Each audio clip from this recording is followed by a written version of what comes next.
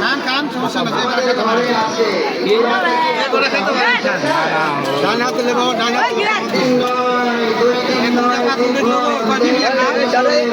বন্ধু তুই খা তোর টেনশন নেই ভাই সর কি নিবা তুমি